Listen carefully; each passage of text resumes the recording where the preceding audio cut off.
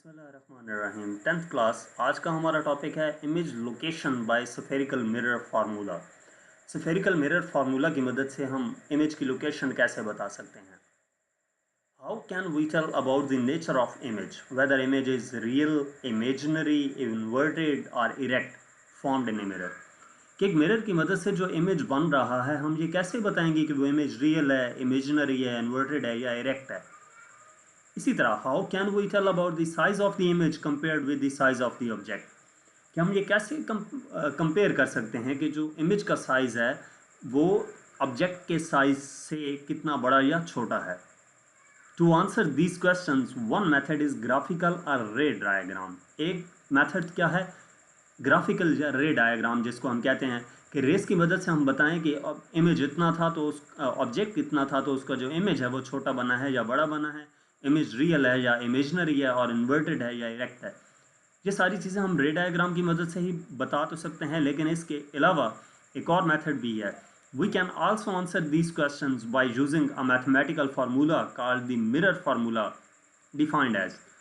तो हम क्या करते हैं, एक मैथमेटिकल फार्मूला जिसको हम मिरर फार्मूला का नाम देते हैं उसकी मदद से डिफाइन कर सकते हैं। Mirror formula is the relationship between object distance p, image distance q from the mirror and focal length f of the mirror। Mirror formula basically क्या है, रिलेशनशिप है किसके दरमियान, p, q और f के दरमियान। p क्या है, ऑब्जेक्ट डिस्टेंस है कि उस मिरर से ऑब्जेक्ट का डिस्टेंस कितना है। उसके बाद q क्या है, इमेज डिस्टेंस है कि उस जो इमेज फॉर्म हो रहा है उसका मिरर से कितना डिस्टेंस है। और तीसरी क्या चीज़ है, फोकल लेंथ है। तो ये इन तीन चीज़ों के रिलेशनशिप पे डिपेंड कर रहा होता है। तो हमारे पास जो फार्मूला है वो क्या है, 1/f equal to 1/p plus 1/q। ये हमारे पास स्फेरिकल मिरर फार्मूला है।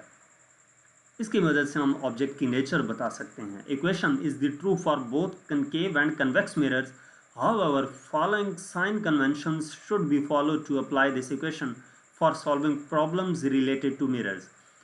पहली बात तो ये कि ये जो फार्मूला है ये दोनों मिरर्स के लिए फुलफिल है, कनकेव और कन्वेक्स दोनों मिरर्स के लिए ये यूजफुल है। लेकिन एक बात याद रखनी है कि कुछ साइन कन्वेंशंस का हमें ख्याल रखना पड़ेगा जब हम प्रॉब्लम्स सॉल्व कर रहे हों। कैसे कि क्वांटिटी हमारे पास गिवन है, उसके बाद अगर वो पॉजिटिव हो तो क्या होगा, अगर वो नेगेटिव हो तो क्या होगा। ऑब्जेक्ट डिस्टेंस p, अगर ऑब्जेक्ट डिस्टेंस p पॉजिटिव होगा तो जो ऑब्जेक्ट होगा वो रियल ऑब्जेक्ट होगा, और अगर नेगेटिव होगा तो ऑब्जेक्ट क्या होगा, वर्चुअल ऑब्जेक्ट होगा। इसी तरह जो इमेज डिस्टेंस q है, अगर उसकी वैल्यू पॉजिटिव है तो इमेज रियल इमेज होगा, और अगर उसकी वैल्यू नेगेटिव है तो वो वर्चुअल इमेज होगा। इसी तरह जो फोकल लेंथ f है, अगर वो पॉजिटिव है तो इसका मतलब है कि वहाँ पे कनकेव मिरर यूज़ किया गया है, और अगर वो नेगेटिव है तो इसका मतलब है कि कन्वेक्स मिरर यूज़ हुआ है। तो यहाँ तक हमारा आज का लेक्चर था। नेक्स्ट लेक्चर के लिए मेरे साथ रहिए। Thank you.